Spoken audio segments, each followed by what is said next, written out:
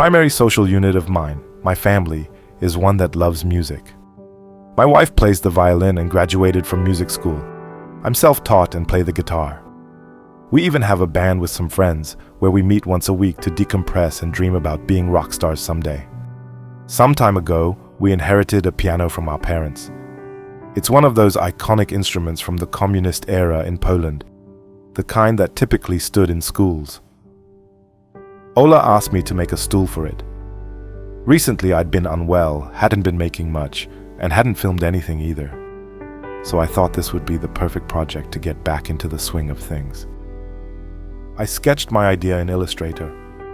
I wanted to keep it consistent in style with a table I'd already made, as they'd be placed close to each other. I printed the leg design to scale on my printer, taped the sheets together, and stuck them onto MDF to prepare a template for routing the curves.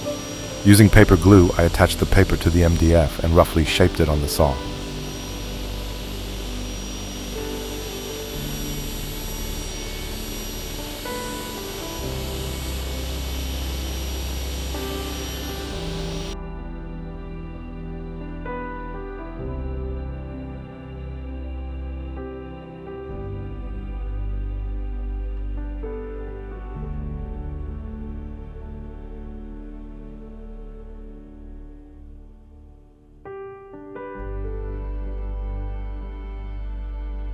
I don't have a CNC machine or a fancy laser cutter, so I use this nifty invention, a flexible curve ruler made of some elastic PVC or hard rubber. By attaching it to the material, it allows for a very precise replication of the curve, and it serves as a temporary template for cutting on the router.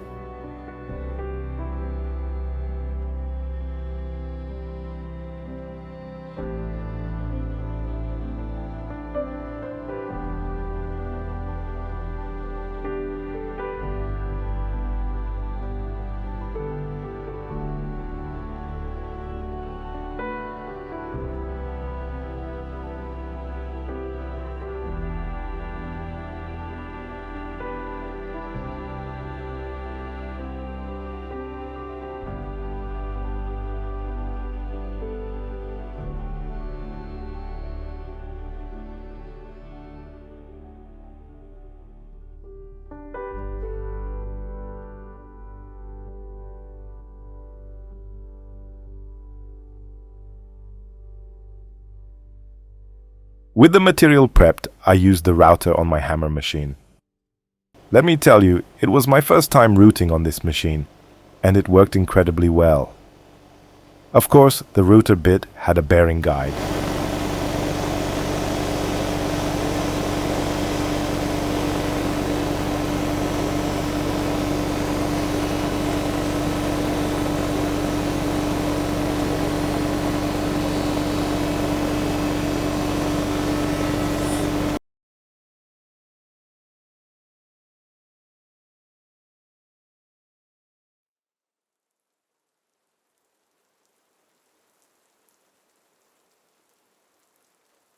Next, I traced the rough shape of the legs onto an oak board and cut them out with a jigsaw, leaving some extra material for adjustments.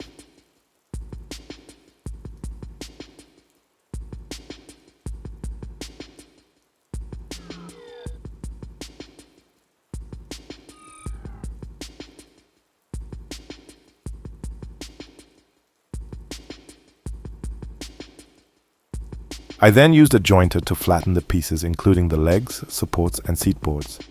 Everything went so smoothly thanks to the larger work surface.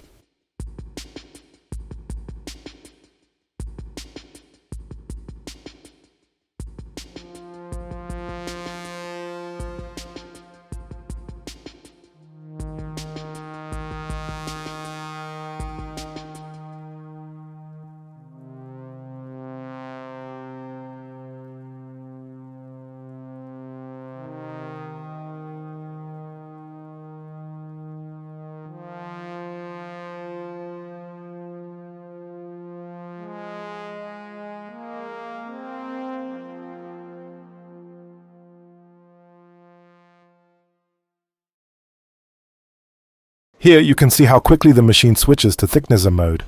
I planed the entire material in no time.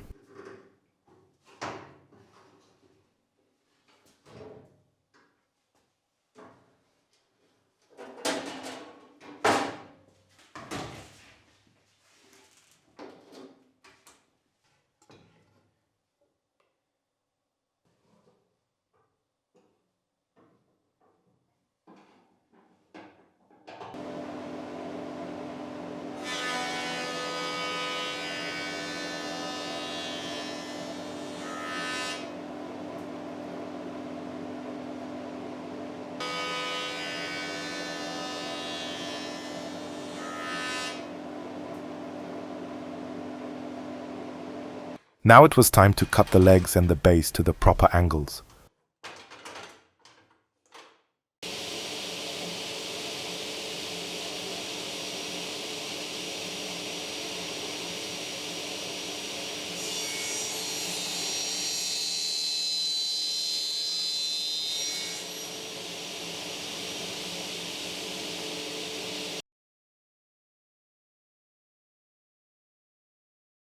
I marked the locations for domino joints and routed them out.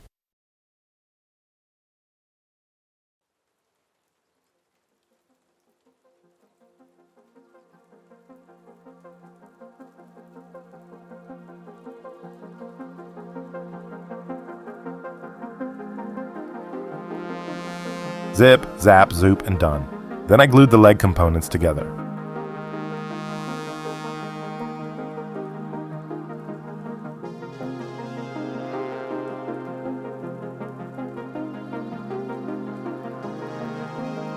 With a jigsaw, I trimmed the excess of the material, leaving a bit for the router.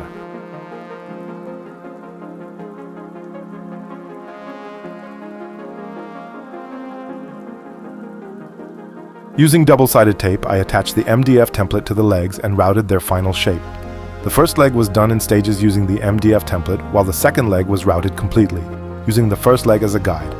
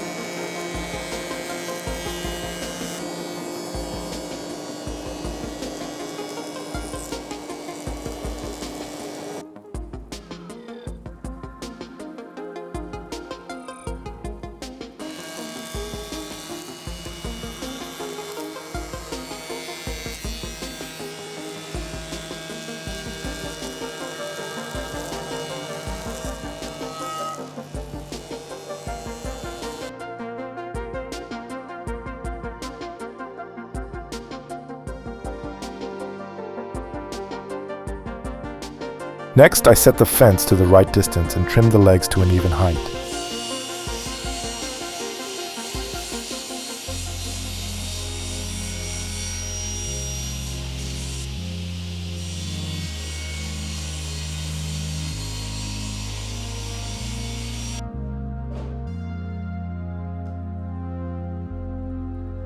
It was time to fill in any gaps with two-part filler.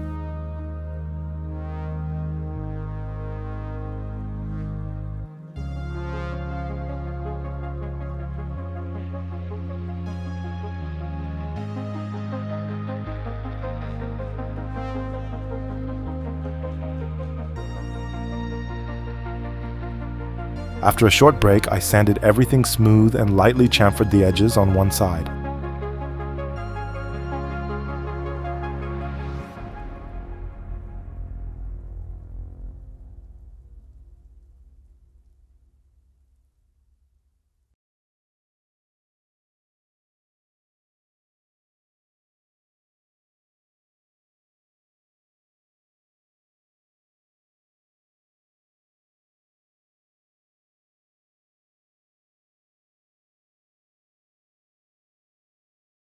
On the other side, I rounded the edges using a large radius router bit.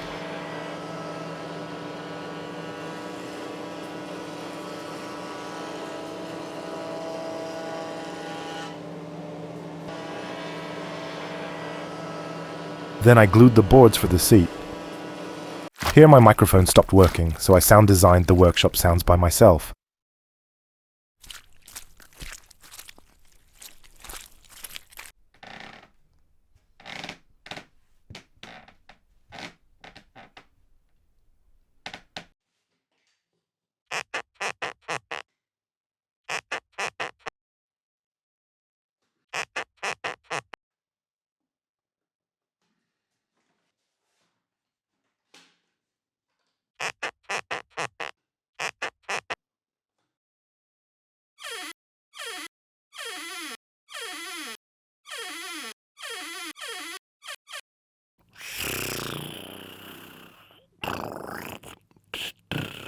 Once the glue dried, I scraped off the excess, sanded the surface, and cut it to size.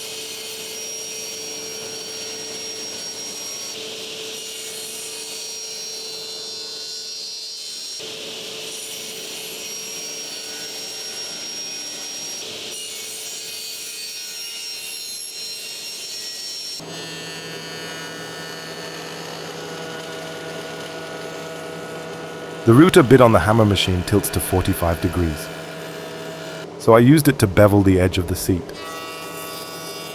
The finish from the router was far better than what I'd get from a saw.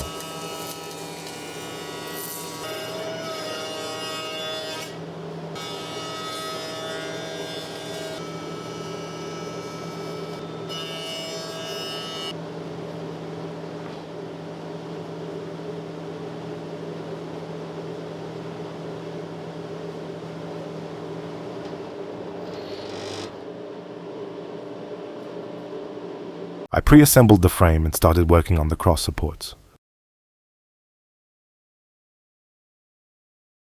After taking precise measurements, I cut the supports to the correct length.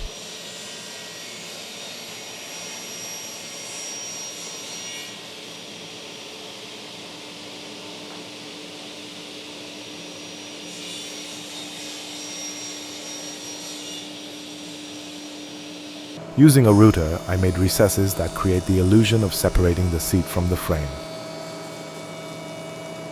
Next, I measured and routed the domino connectors and dry fitted everything.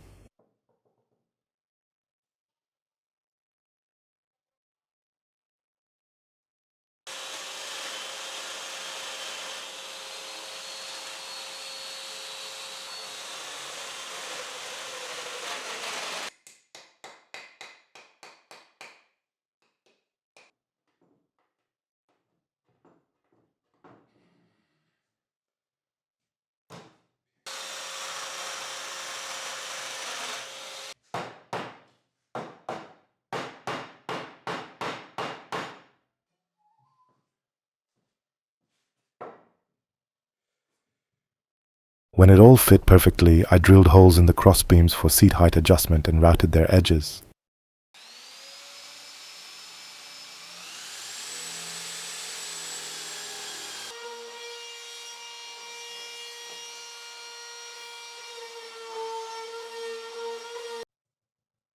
Finally, I glued everything together and clamped it.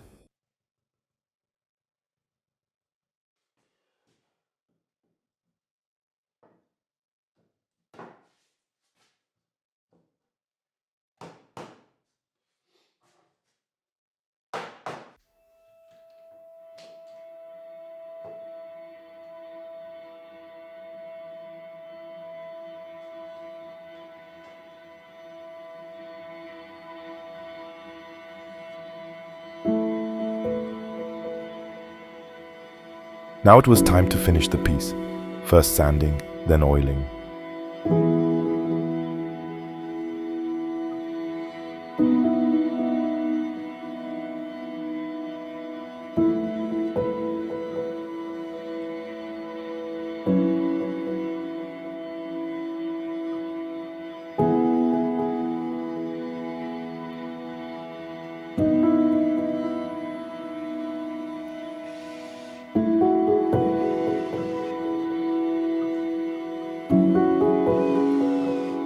I attached cross elements to the seat, adding a couple of holes for height adjustment.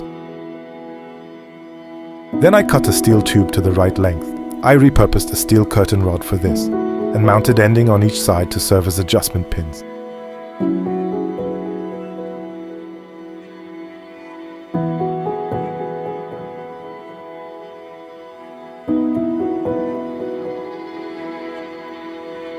Here's a thought that I encountered somewhere that stuck with me for a long time.